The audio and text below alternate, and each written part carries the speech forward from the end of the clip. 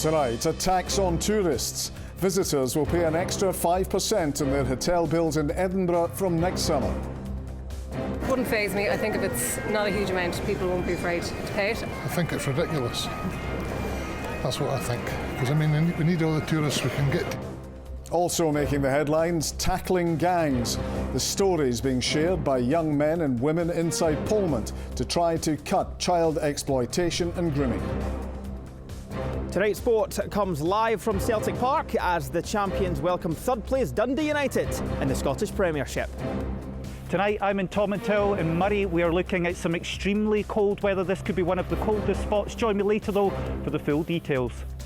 I'm John Mackay. This is the STV News at 6.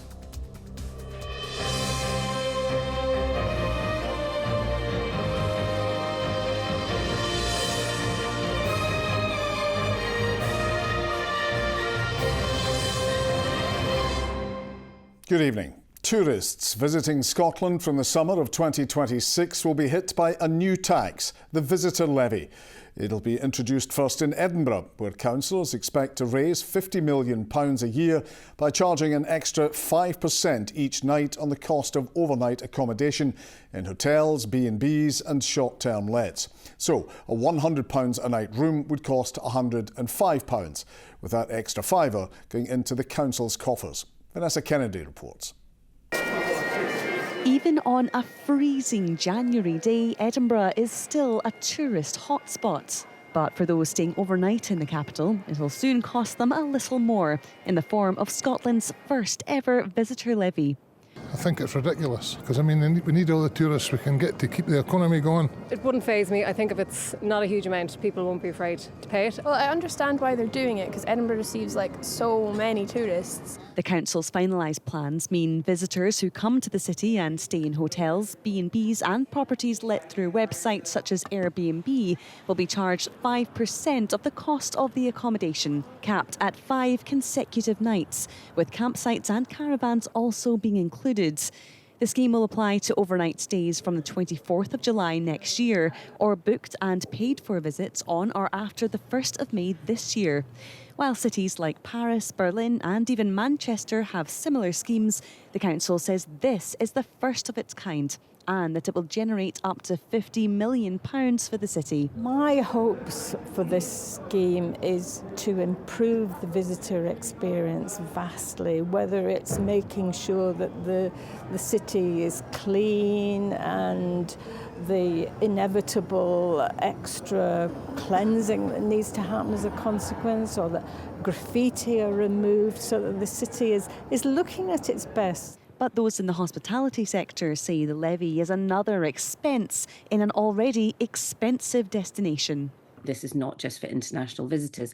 So if you go to Edinburgh for whatever reason, whether it's visiting your kids at university or staying overnight to go to see a show for the Fringe, etc., or indeed on business, you'll be paying the 5%.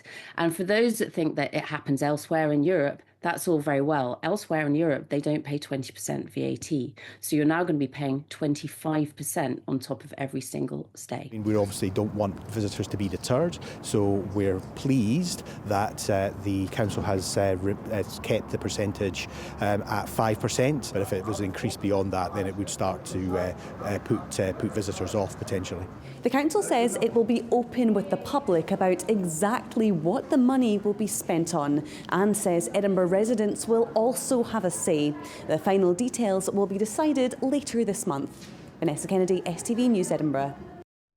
At 15, Ryan was selling drugs. Through his teens, this escalated to holding larger amounts, weapons and cash. By 18, he was in prison. The former gang member's story is just one real-life experience being used to help deter others from following the same path. Young men and women in custody in Parliament have worked with a charity, creating a series of hard-hitting films that are being shown to others in secure care and potentially high schools to raise awareness of issues including child exploitation and grooming. Our chief reporter Sharon Frew has more. When I was younger, I wanted to be in the police, but then I really wanted to be a footballer. The lines may be performed by an actor, but the experiences played out on camera are real. After months of development work, it was finally time for a premiere with a difference inside Parliament. This film is Ryan's story. He said I was the one he picked because I was smarter and I could be like him one day. At 14, 15 years old, you think you're on top of the world. I was involved with gangs, and at the start, I was selling wee bits of drugs and doing runs for people. It escalated from there. I was holding money, weapons, and bigger amounts of drugs. It just got worse. Then I got mixed up with dangerous people. I got robbed and owed them money. Then it was too late. Staff from the charity I Am Me say they arrived at the prison in March with a blank sheet of paper. They worked with groups of young men and women to develop scripts for a number of short films, which explore issues including grooming and the tactics used by criminal gangs. I get jumped and all the gear getting in. Real life voices are integrated on all of our resources. They add authenticity, but also they make it easier for individuals to connect. And there's a lot of time to think when you're in a cell. You've got a lot of boys who haven't a clue about some of the subjects we talk about. It's because all they're trying to do is survive in the street. And to survive in the street, you've got to be in with the right type of gang, and you've got to try and get money whatever way you can. We find here at the time they get to about 19, 20, they're on the cusp of starting going, wait a minute, this isn't a life. You know, there must be something better than this. Cole was good to me, looked after me. It was easy then to get away from everyone. Dealt with our friends, didn't understand. Trapped exposes different levels of exploitation and tells the same story from two different perspectives. A young woman lured into crime as well as the perpetrator. The gifts, the drink, the drugs, I needed to return the favour. If it helps one person, then it's done its job, innit? I think if I was hearing it from people that's been through it, that are sitting in prison or wherever because it's happened, I would think about it more than maybe a social worker reading it out of a book like what I had when I was younger. If it's happened to somebody and they've managed to get out it's shown that there's always a way out, you're not stuck. There is people you can ask for help, there is people you can go to that and they just want to use you for whatever reason. The people do care that in the right places. I stopped thinking about everything. The topics that we're talking about can be really sensitive. They can be quite harmful for some people just having to think about their own experiences. So there's been safeguards in place within Pullman from the start, but within the resources we've captured that. Also at the end of each lesson there's links to the internal supports within Pullman, but also the external supports that young people can access. How did I get here? The films are to be shown in secure units and across the Scottish Prison Service. The resources may also be adapted for use in schools. But I didn't think I would end up in here. Prison changes you. You don't want to be in here for the rest of your life. I never had this kind of thing where somebody who had been in jail spoke to me about their experience. Maybe if I had, then it might have made me think twice. Just don't go down that road. You can do a lot more with your life. How can I get out? Sharon Frew, STV News, Pullman. Once a hub for coal mining, an area in North Lanarkshire is now at the forefront of Scotland's push towards net zero. Coalburn 1 battery farm is among 3 sites set to play a crucial role in harnessing renewable energy for the future. They're the largest battery storage facilities anywhere in Europe, as Caitlin Hutchison has been finding out. Once a thriving mining community, Coalburn has moved on from dirty fossil fuels to clean renewables. The last deep mine here ceased production in 1968. Now it's home to Europe's largest battery storage project. This is an essential component of our journey to net zero. It's an essential component of creating the resilience within our power networks. And the fact that Scotland has been able to attract such formidable investment demonstrates that Scotland is open for investment and open for business, and we're making good progress on our decarbonisation journey. This is Coalburn 1, a soon-to-be operational battery farm the size of about 5 or 6 football pitches and built on a former open-cast coal mine, a key part of Scotland's journey to net zero. Now, this site, together with additional projects both here and in Fife, have a combined potential to power all of the homes in Scotland for around 4 hours and represent an investment of around £1.2 billion. It will be charged using excess energy from neighbouring wind farms released during spikes in demand, helping to balance the electricity grid. The issue that we face as a nation as we move towards renewable sources of generation is that they're weather dependent. One of the things this battery will do is respond to shifts in supply and demand. It will respond on windy days and not so windy days, but it'll also respond when there's abundant, low cost, cheap, green, clean, renewable energy, and it can deploy that to households at a time where otherwise it would be lost. The Colburn 1, 2 and the De Villa sites will all be live and operational by 2028 as the changing landscape of energy production continues to evolve. Caitlin Hutchison, STV News, North Lanarkshire. 30 workers face redundancy after the sportswear brand Nike announced it's closing its Edinburgh outlet store. The factory shop at Craigleith Retail Park will shut its doors for good on January the 26th. Nike said it constantly evaluates store locations. The newly appointed Chief Executive of next year's Commonwealth Games in Glasgow says the 2026 event is pivotal to it having a future. The pared down programme will be held in Scotland after the original hosts, the Australian state of Victoria, pulled out over escalating costs. Here's our senior reporter Gordon Cree. It's just 11 years since Glasgow hosted the Commonwealth Games, and come July 2026, they'll be back. Probably great fun, great to get the city involved, really excited. Well, the infrastructure is there from last time round, so definitely. And, you know, the people of Glasgow will make them feel welcome. All the competitors and all the teams. Had to go somewhere, I've got experience. I've done it before, so it'll be a good thing. Victoria had originally been named as the host, but with costs mounting, a deal was struck to come here instead. The Australians will still cover most of the bill for a reduced format with just 10 sports, 4 venues and no athletes' village. This is the Commonwealth Games. This is Glasgow 2026. And this is the man who'll have to make it work. Phil Batty has been named as Chief Executive. I think Glasgow has a very pivotal role to play in the redefining of the Commonwealth sport movement. We're working so closely with Commonwealth Games Federation to do that. What we create in Glasgow 2026 is one step on a roadmap. So what happens in 2030, 2034, 2038 will build on the innovations we bring into play in 2026. But every place in the Commonwealth is so different, so special. So I hope that actually this new model creates more flexibility, more opportunity for more places to host the Games in the future. The programme is set to include athletics at Scotstoun Stadium, swimming at Toll Cross, cycling at the Velodrome, and the SEC facilities are also expected to be used. Having the venues within an 8-mile corridor creates a great opportunity to create a huge sense of civic pride, a huge sense of community spirit as people move and walk towards the venues and enjoy the sporting competition. I think when we get to games time, there's always an electricity, there's always an enthusiasm, and that ultimately comes from the spectators. So making sure we get that spectator experience right will be really important to the planning process over the rest of this year. The 2014 Games were well received, so is there a danger of that legacy being tarnished by a smaller scale setup? Glasgow 2014 was hugely successful. Everybody in Scotland should be rightly proud of what was delivered for that competition. I think this is an opportunity to build on that legacy, but do things that are brilliantly different that build on that. So I think 2026 will feel different, but that difference will feel positive, it'll feel warm, it'll feel welcoming, and it'll feel exciting. And that's what we need to all pull together and work towards.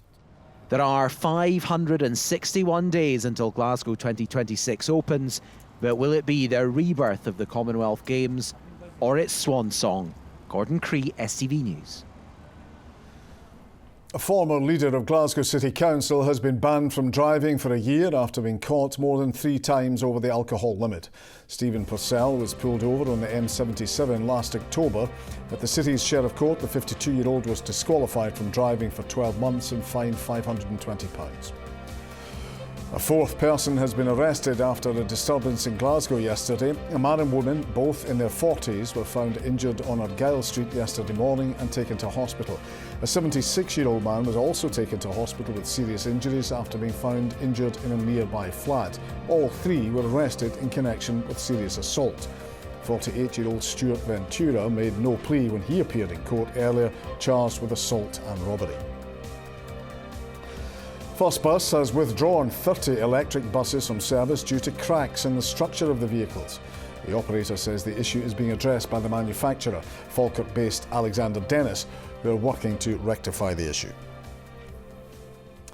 The Glasgow International Comedy Festival was launched today at the King's, boasting its biggest lineup to date, with everyone from Russell Kane to Fred Macaulay set to perform over 550 shows. Laura Boyd was there to find out more. What do you get when you ask 4 comedians to launch the Glasgow International Comedy Festival? Laughs aplenty, which bodes well. Ashley Storey will perform as part of Grey Day, an event celebrating the work of Alistair Gray, and she reflected on how much the festival has meant to both her and her late mum, Jeannie Godley. This is the first Glasgow Comedy Festival I've done since my mum passed away, and she was so in love with this festival. It was so important to her. Janie was awarded the first ever Billy Connolly Spirit of Glasgow Award in 2023 at the Comedy Festival, and Ashley said it was a proud moment for the pair. It was magical for her. It was such an important time for her. It's such a funny city, and as Glaswegians we don't often get the opportunity to kind of be the stars in our own show. We're often the supporting cast, and it's very nice that there's a festival where Glaswegians are front and centre. Susie McCabe was the 2024 Spirit of Glasgow winner, and she can't wait to return to the festival this year, having enjoyed over a decade of performances here. My face only works in 3 cities in the entire world: Glasgow, Belfast and Benidorm. I have got 3 gigs over 2 nights, the 28th and 29th of March, which is a solo show called Best Behaviour. And then I've also got the live podcast with Frankie Boyle, Christopher MacArthur-Boyd at Here Comes the Guillotine. The festival's been so supportive of homegrown talent as well, and really not just trying to put big names and big rooms. You know, it's such a lovely festival, the Comedy Festival. There's such a kind of wee buzz round the city with it. And if you feel like getting into the comedy spirit, festival organiser Krista offered this advice. It's always worth just sticking a pin in the brochure. You never know the next big thing that you're going to see. I mean, we were looking back through the archives, and Alan Carr played a pub in Shawlands, like in the first festival. So you just don't know which future star you could be stumbling across, and it's always fun to say that you saw them first. You can do that when the festival begins on the 12th of March. Laura Boyd, STV News. To the sport now, and let's not keep Ronnie hanging about in the cold at Celtic Park any longer.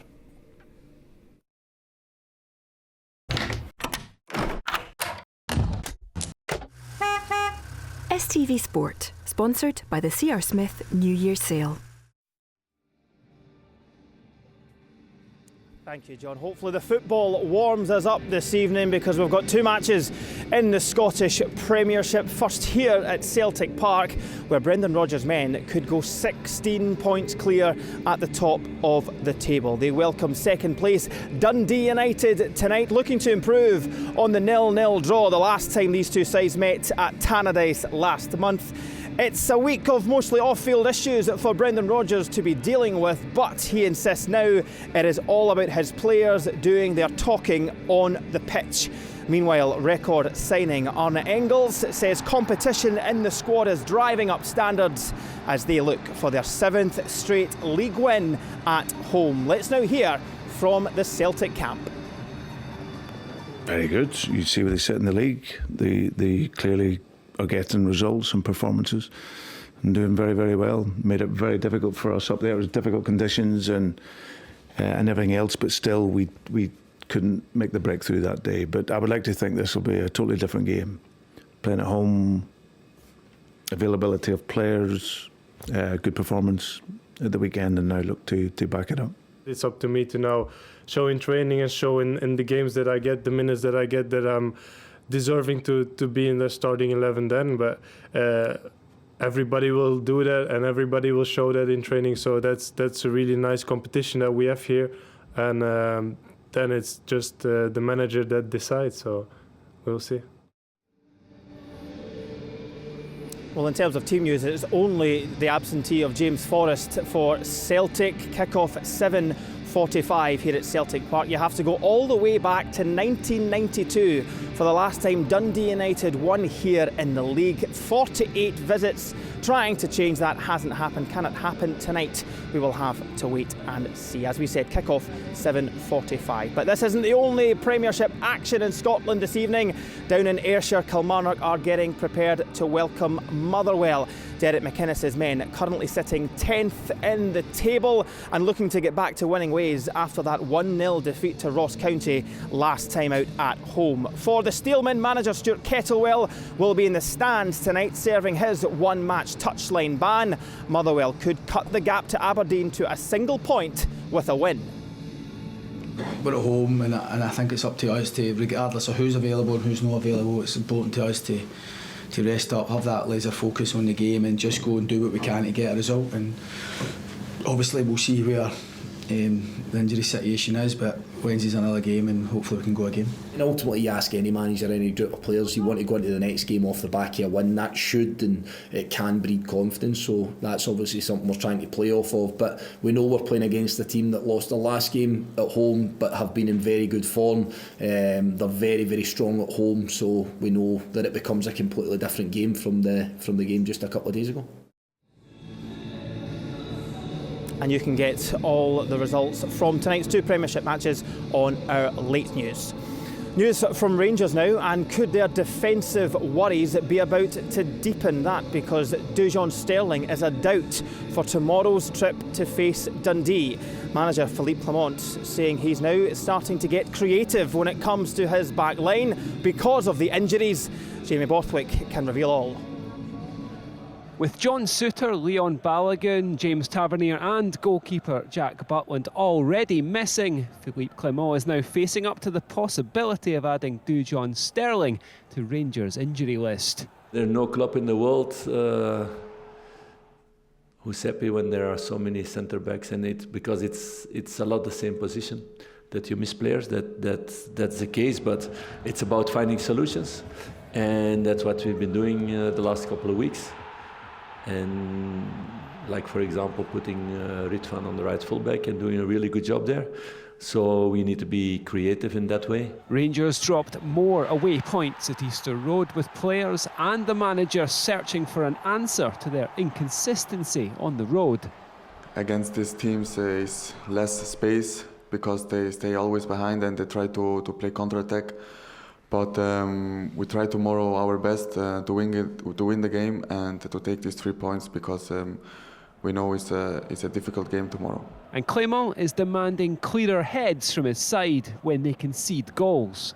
You need to find a balance in that way, in the rush to force it to score, but to keep over you and keep on doing the way we attack.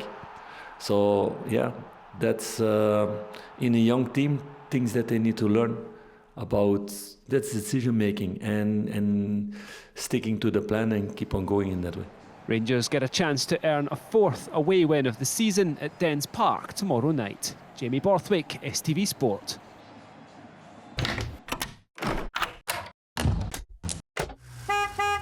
STV Sport, sponsored by the C.R. Smith New Year Sale.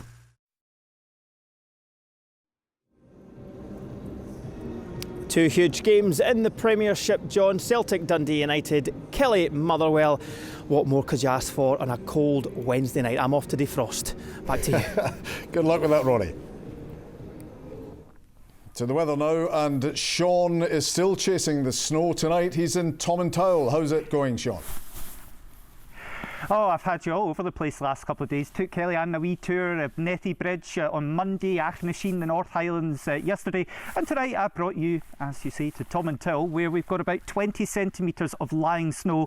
A weatherman wouldn't be a weatherman if he didn't carry a measuring tape in the back of the car to measure the snow. And I've also got my thermometer over on that wee bench there, and it's recording -4 just now, so it is going to get extremely low here tonight. That's going to be the big thing over the next couple of nights. Of course, we've had a lot of snow in some parts of the country, mainly the north. I was up on the road to Corgarth and Lecht. There was some huge drifts there. And have a look at these icicles. I always try and find you something a wee bit different every night. The icicles measuring about 1 metre to 1.5 metres hanging off some of the houses here in Tomintoul just now. And in the quarry just outside the village, they're measuring about 2 metres. Some huge icicles around, but some extreme low temperatures the next few nights. Some extraordinary images there, Sean. You, of course, are in the north the past few days. Any prospect of that snow moving into the central belt? Do you know the amount of people that have messaged me from Ayrshire, even parts of Argyll, over the last couple of days saying, where's our snow? Because they're so shocked to see all the pictures of the snow I've been putting up across the north and the northeast of the country. But it is, our area is really going to avoid it. It's just staying sunny by day, clear and cold by night, but all parts of the country extremely cold. And wait until you see the temperatures in tonight's forecast. Let's have a look.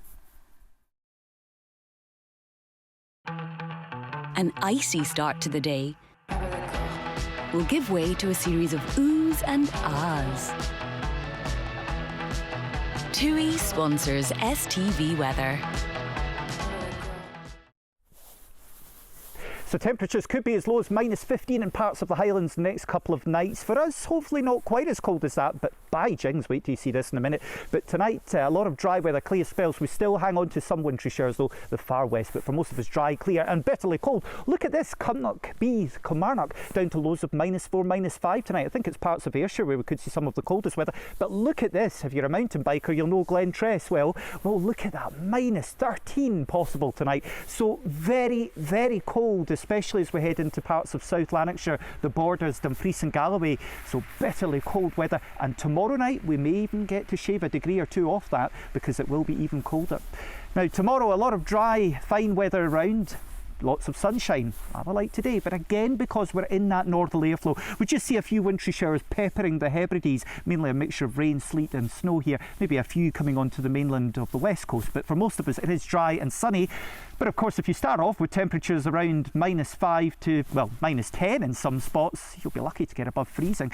So tomorrow, plenty of blue still on the map there, and around freezing, a nice day for many of us, especially further inland, probably coastal parts and islands, up to about +2 or +3 degrees. We start to see a change coming in, not so much on Friday, a lot of dry, bright, cold weather, but on Saturday we'll see drizzle in the Hebrides, and temperatures by then 8 degrees Celsius. Bye-bye. TUI sponsors STV weather.